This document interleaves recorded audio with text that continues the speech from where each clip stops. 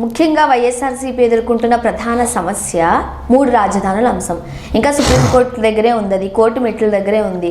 But మీ పార్టీకి చెందిన నేతలే కొంతమంది 3 రాజధానులు అంటారు, తూచు ఊరికేదో అన్నం ఒకటే రాజధాని అంటారు. సో రకరకాల భిన్నాభిప్రాయాలు, రకరకాల భిన్న వాదనలు మీ పార్టీ నుండే వ్యక్తమవుతున్నాయి. అట్లీస్ట్ మీకైనా ఒక క్లారిటీ ఉందా రాజధానుల అంశంలో? ఆంధ్రప్రదేశ్ రాష్ట్ర భవిష్యత్తు గురించి, ఆంధ్రప్రదేశ్ రాష్ట్రం గురించి క్లారిటీ ఉంది ఒక్క వైఎస్ఆర్ కాంగ్రెస్ పార్టీకి, జగన్మోహన్ రెడ్డి గారికి. ఎలా? అందుకనే కదా మేము 3 రాజధానుల అంశం తీసుకొని వచ్చింది. చెన్నై నుంచి తరిమేసాం, కర్నూలు రాజధాని అయింది. కర్నూలుని వదిలేసాం, హైదరాబాద్ రాజధాని అయింది. హైదరాబాద్తో కట్టుబట్టల నుంచి పంపించారన్నారు. మళ్ళీ మీరు అన్నట్టుగా అమరావతిలోనే అన్నీ పెడదామంటాం. అన్నీ హైదరాబాద్లో పెట్టడం వల్ల అడుక్కు తిన్నామని చెప్పింది మనమే. అన్నీ చెన్నైలో ఉండటం వల్ల కట్టుబట్టలతో వచ్చేసింది మనమే. మరి మళ్ళీ అన్నీ అమరావతిలో ఎందుకు పెట్టాలంటున్నాం?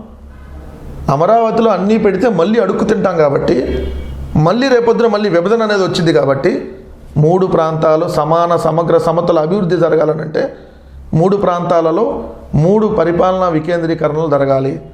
అంటే ఒక సెక్రటేరియట్, ఏదైతే అసెంబ్లీ, హైకోర్టు, ఈ 3 వేరువేరుగా ఉంటూ 3 రాజధానులు అనే హోదా కల్పిస్తూ ఏదైతే ఉన్నటువంటి పెద్ద నగరం విశాఖని ఇంకా పెద్ద నగరం చేయాలి. సో హైదరాబాద్కి, చెన్నైకి, ముంబైకి ధీటుగా, బెంగళూరుకి ధీటుగా విశాఖపట్నం అనే నగరానికి అన్ని ఫెసిలిటీస్ ఉన్నాయి కాబట్టి ఎగ్జిక్యూటివ్ క్యాపిటల్గా విశాఖపట్నం ఉంటే అక్కడి నుంచే ముఖ్యమంత్రి గారి పరిపాలన స్టార్ట్ అయితే మీరు అన్నట్టుగా విశాఖపట్నం అనేది నెంబర్ 1 క్యాపిటల్ ఇన్ ఇండియా భవిష్యత్తులో అవుతుంది. సో ఆ విధంగా మేము వెళ్తున్నాం కాబట్టి మాకు క్లారిటీ ఉంది. చంద్రబాబు నాయుడు గారికి క్లారిటీ లేదు కాబట్టి ముందు విజయవాడ రాజధాని అని, తర్వాత మళ్ళీ అమరావతి 29 గ్రామాల రాజధాని అని చెప్పి రాష్ట్రాన్ని సర్వనాశనం చేసి ఈరోజు కూడా కోర్టుల్లో కేసులు వేసి అడ్డుకునేటటువంటి కార్యక్రమం చేస్తూ ఉన్నారు. సో మాకు క్లారిటీ ఆంధ్రప్రదేశ్ రాష్ట్రంలో అమరావతి ఒక రాజధానిగా మాత్రమే ఉంటుంది, ఒకే ఒక రాజధానిగా ఉండదు. కర్నూలు ఇంకో రాజధానిగా ఉంటుంది, విశాఖ ఇంకో రాజధానిగా ఉంటుంది. మొత్తం 3 ప్రాంతాల్లో 3 రాజధానులు ఉండి తీరతాయి. దాని పేరు ఎగ్జిక్యూటివ్ క్యాపిటల్, ఒక దాని పేరు లెజిస్లేటివ్ క్యాపిటల్, ఒక దాని పేరు వచ్చేటప్పటికి మీకు న్యాయ రాజధాని. ఈ 3 ఉండి తీరుతాయి. ఏపీ రాజధాని ఏంటి అని చెప్పి పిల్లలకి కనుక పరీక్షా పత్రాలు ఇచ్చినట్లయితే వాళ్ళు ఏమని రాయాలంటారు? 3 పేర్లు రాయాల్సిందేనా? అప్పుడు ఆప్షన్స్ ఇస్తాం. అప్పుడు మీరు అన్నట్టు క్వశ్చన్స్కి ఆప్షన్స్ ఇస్తాం.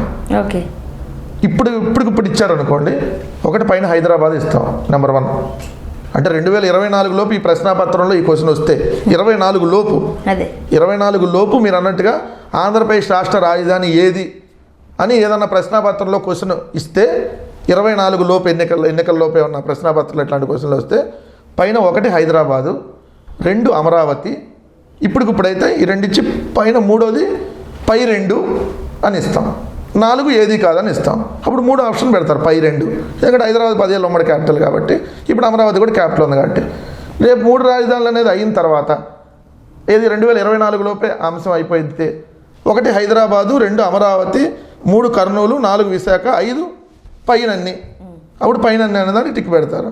2024 తర్వాత అనుకోండి, 1 విశాఖ, 2 కర్నూలు, 3 అమరావతి, 4 పై 3 ఓకే అని పెడతారు. ఎందుకంటే అప్పుడు హైదరాబాద్ పోయింది కదా 10 ఏళ్ళ తర్వాత. సో మంచి ఆప్షన్స్ అయితే ఇస్తాను అని అంటారు. ఆప్షన్స్ ఇస్తాను, ఉన్నదే చెబుతున్నాం.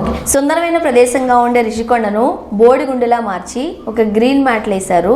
సో పచ్చటి ప్రదేశాన్ని శుభ్రంగా తవ్వేశారు, రైట్ అని కళ్ళకు కట్టినట్లు మీడియాలో మనం చూసాం. మీ ఆన్సర్ ఏంటి?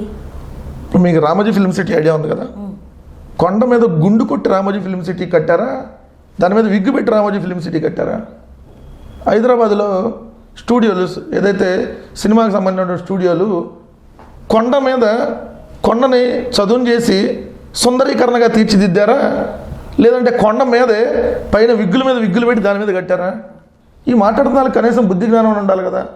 రిషికొండ అనే దాంట్లో హరిత రిసార్ట్స్ అనేది కొండ మీదే అసలు ఏమీ తొలగించకుండా, కొండ మీద చెట్లు కానీ లేదంటే కొండ మీద ఏమీ కూడా దాని మీద గ్రావెల్ కానీ అవన్నీ పోయకుండా మొత్తం ఏం చేయకుండా అట్లానే తీసుకొచ్చి రెడీమేడ్కి కట్టారా? ఒక బిల్డింగ్ కట్టేటప్పుడు మీరు పునాదులు తీసి కడతారా, పునాదులు తీయకుండా కడతారా? మరి హరిత రిసార్ట్స్ ఎట్ట కట్టారు అంతకుముందు? ఆ హరిత రిసార్ట్స్ అంతకుముందు కట్టిన 4 బ్లాక్లు, అది కూడా రాజశేఖర రెడ్డి గారి టైంలో. ఈ రాజశేఖర రెడ్డి గారి టైంలో 4 బ్లాక్లు ఏదైతే కట్టారో అవన్నీ ఇప్పుడు పాతబడిపోయినాయి. దాన్ని ఈరోజు సుందరీకరణగా భవిష్యత్ రాజధాని, దేశంలోనే టాప్ 10 నగరాల్లో ఒకటైనటువంటి విశాఖ, పర్యాటకులు ఎక్కువ వస్తున్నటువంటి నగరం, సో ప్రైవేట్ హోటల్స్ కంటే ప్రభుత్వ హోటల్లో ఉంటే మనకు ప్రభుత్వానికి ఆదాయం వస్తుంది కాబట్టి రిషికొండలో ఉన్నటువంటి పాత హరిత రిసార్ట్ని కూల్చి కొత్త రిసార్ట్స్ 7 బ్లాక్లుగా కడుతున్నారు. G+1 నిర్మాణాలు. గుండు కొట్టినట్ట ఓ పాత బిల్డింగ్ పడేసి కొత్త బిల్డింగ్ కడితే గుండు కొట్టినట్టు అంటే ఇంక వాళ్ళకి ఏం సమాధానం చెబుతాం మనం అడిగేటటువంటి వాళ్ళకి? అంటే వాళ్ళు చేస్తేనేమో ఏదన్నా వాళ్ళు లేదు సుందరీకరణలో భాగంగా చేస్తున్నట్టు, మేము గుండు కొట్టేదాంట్లో భాగంగా చేస్తున్నట్ట. మేము ఎవరికి గుండు కొట్టలేదు మేడం. పవన్ కళ్యాణ్కే పరిటాల రవి గుండు కొట్టాడని అప్పుడు అన్నారు. నేనైతే చూడలే, గుండు కొట్టేటప్పుడు నేను లేను. సో దానికి వాళ్ళు వివరించుకోవాలి. గుండు ఫోటో అయితే వచ్చింది మీడియాలో. సో గుండు కొట్టించడం వాళ్ళకి అలవాటేమో. గుండు కొట్టించడం చంద్రబాబు నాయుడు పార్టీకి, కొట్టించుకోవడం పవన్ కళ్యాణ్ పార్టీకి అలవాటేమో. సో రిషికొండలో ఎవడన్నా ఇట్లాంటివన్నీ తప్పుడు మాటలు మాట్లాడుతున్నారో వాళ్ళకి రేపు భవిష్యత్తులో ఏదైతే వితిన్ 1 year 1.5 yearలోనే అక్కడ మంచి నిర్మాణాలు కనపడతాయి. అప్పుడు తలకాయ ఎక్కడ పెట్టుకుంటారో ఇప్పుడే డిసైడ్ అయ్యి ఎక్కడ పెట్టుకోవాలో ఎత్తుక్కోమని చెబుతుంది. ఫైనల్గా చెప్పండి, సొంత బాబాయ్ వివేకానంద హత్య కేసుని ఒక కొలిక్కి తయలేని ప్రభుత్వం జగన్మోహన్ రెడ్డి గారు మాకేం న్యాయం చేయగలరు, మాకేం అతని నుండి మాకు భరోసా వస్తుందనేది ప్రజల ఆరోపణగా ప్రతిపక్షాలు ఆరోపిస్తున్నాయి. అంటే మేము దర్యాప్తు చేస్తుంది మేము కాదు కదా, సిబిఐ దర్యాప్తు చేస్తుంది. సిబిఐ దర్యాప్తు చేస్తుంటే రాష్ట్ర ప్రభుత్వానికి ఏం సంబంధం ఉంటుంది? అదే మీరు అన్నట్టుగా సిఐడి దర్యాప్తు ఇక్కడ ఆంధ్రప్రదేశ్ రాష్ట్రంలో సంబంధించినటువంటి రాష్ట్ర ప్రభుత్వ సంస్థల దర్యాప్తులో ఉంటే ఇంతవంటికి ఎందుకు కొలికి తేలేదు అనొచ్చు. రాష్ట్ర ప్రభుత్వం మీద నమ్మకం లేకే కదా మన చేయి దాటి జాతీయ సంస్థలకు వెళ్ళిపోయింది. ఇప్పుడు 2019 మార్చి నెలలో వివేకానంద రెడ్డి గారు హత్య జరిగింది. అప్పుడున్న తెలుగుదేశం ప్రభుత్వం. దాని తర్వాత మేము అధికారంలోకి వచ్చాం. ఆ ప్రభుత్వంలో తేల్లా. మేము అధికారంలోకి వచ్చినాక దాన్ని విచారణ చేసేటటువంటి భాగంలో విచారణ జరుగుతుంటే ఎవరైతే వివేకానంద రెడ్డి గారి కూతురు అయినటువంటి సునీతారెడ్డి గారు సిబిఐ దర్యాప్తు కావాలని అడిగారు. మమ్మల్ని న్యాయస్థానం అడిగింది, సార్ సిబిఐ దర్యాప్తు కావాలని అడుగుతున్నారు, మీకు అభ్యంతరం ఏమైనా ఉందా అని. మాకేం అభ్యంతరం లేదు సార్, ఆల్రెడీ విచారణ జరుగుతూ ఉంది, విచారణ దర్యాప్తు పూర్తి అయింది కదా, ఇక్కడైతే మళ్ళీ అక్కడికి వెళ్తే మళ్ళీ మొదటి నుంచి చేయాలి కదా, ఇంకా లేట్ అయింది కదా అన్నాం. లేదంటే వాళ్ళకి మీకు ఏమైనా అభ్యంతరం అన్నారు. మాకేం అభ్యంతరం లేదు, సిబిఐ అయితే ఇంకో సంస్థకి ఇవ్వండి అని చెప్పాం. మొట్టమొదటి అడిగిందే మేము సిబిఐకి, ఆ రోజు అపోజిషన్లో ఉన్నప్పుడు. సో ఇమ్మని చెప్పాం. దర్యాప్తు జరుగుతూ ఉంది. కానీ దర్యాప్తు మీద మాకు కొన్ని అనుమానాలు ఉన్నాయి, ఖచ్చితంగా ఉంటాయి. ఎందుకు ఉండవు? దస్తగిరి అనే అతను ఉన్నాడు, వివేకానంద రెడ్డి గారి డ్రైవరు. దస్తగిరి నేనే చంపానని చెప్పి ఒప్పుకున్నాడు, అప్రూవర్గా మారాడు. నేనే చంపానన్న వ్యక్తి రోడ్డు మీద తిరుగుతున్నాడు బెయిల్ మీద. మన అనుమానాలు కలగవా?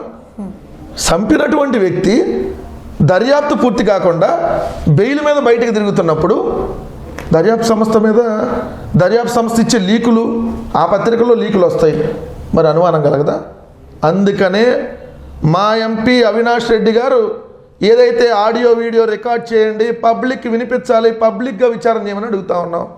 మీరు సిబిఐ అధికారి, నేను అవతల వచ్చాను అనుకోండి, ఎంక్వైరీకి పిలిస్తే ఏముంది, వీడియో కెమెరాలో రికార్డ్ చేస్తే మీరేం అడుగుతున్నారు నేనేం చెబుతున్నారు తేలిపోయింది కదా. ఎందుకు చేయట్లా సిబిఐని అడుగుతా ఉన్నాం ఈరోజు కూడా. మీరు కానీ నిష్పక్షపాతంగా దర్యాప్తు చేస్తున్నారని ప్రజలకి అనిపించాలి అని అంటే, మీరు కానీ ఎవరికి కొమ్ము కాయట్లేదు, మీరు ఎవరికి లీకులు ఇవ్వట్లేదని ప్రజలకి అనిపించాలి అని అంటే ఇప్పటికైనా ఆడియో వీడియో రికార్డ్ చేసి ప్రజలకు వినిపించండి. వినిపిస్తే ఎవరేంటో క్లియర్గా తెలిసిపోయిద్ది. ఏదైతే వైఎస్ఆర్ కుటుంబ సభ్యుల మీద మీరు చేస్తున్నటువంటి కొన్ని మీడియా సంస్థలు చేస్తున్నటువంటి దుష్ప్రచారాన్ని ప్రజలు కూడా అర్థమైద్ది, మీరు చేస్తున్నటువంటి దుష్ప్రచారం ఏ విధంగా ఉందో. సో ఖచ్చితంగా త్వరగా నిగ్గు తేల్చాలి. మేము అడుగుతా ఉన్నాం, త్వరగా నిగ్గు తేల్చండి. ఎస్, వివేకానంద రెడ్డి గారి కూతురు, వివేకానంద రెడ్డి గారి అల్లుడు, వివేకానంద రెడ్డి గారి బామ్మర్ది, వీళ్ళని విచారించండి. వీళ్ళు ఎందుకు వెళ్ళి కలుస్తున్నారు అప్రూవర్లని? వీళ్ళు ఎందుకు ఏ విధంగా హత్య కేసులో నిందితులుగా ఉన్నటువంటి వాళ్ళని ఎందుకు వెళ్ళి కలుస్తున్నారు? నిందితులుగా ఉన్న వాళ్ళని కలిస్తే మీరు ఏమైనా ప్రభావితం చేస్తున్నారేమైనా అనుమానం అవతల వాళ్ళు కూడా కలిగిద్ది కదా. అప్రూవర్ బయట ఎలా తిరుగుతాడు? కేసు విచారణ పూర్తయినా కదా, పూర్తి కాకుండా మీరు వాళ్ళకి బెయిల్ ఇచ్చేసి తిరగమంటే మరి అతను ప్రభావితం చేయడా? అతను వెళ్ళి వేరే వాళ్ళని కలవడా? వాళ్ళు వెళ్ళి వీళ్ళని కలవరా? సో నిష్పక్షపాతంగా జరగాలి. ఖచ్చితంగా దీంట్లో బీటెక్ రవి హస్తం ఉందా, ఆదినారాయణ రెడ్డి హస్తం ఉందా, లేదంటే వివేకానంద రెడ్డి గారి సంబంధించినటువంటి అల్లుడు హస్తం ఉందా, ఇంకొకళ్ళ హస్తం ఉందా అన్నటువంటి అనుమానాలన్నీ తేలాల్సినటువంటి అవసరం ఉంది. సో నిజాలు నిగ్గు తేలాలి. దానికి త్వరితగతిన విచారణ విత్ వీడియో రికార్డ్తో చేయండి. అప్పుడు ప్రజలు కూడా హర్షిస్తారు. Thank you so much.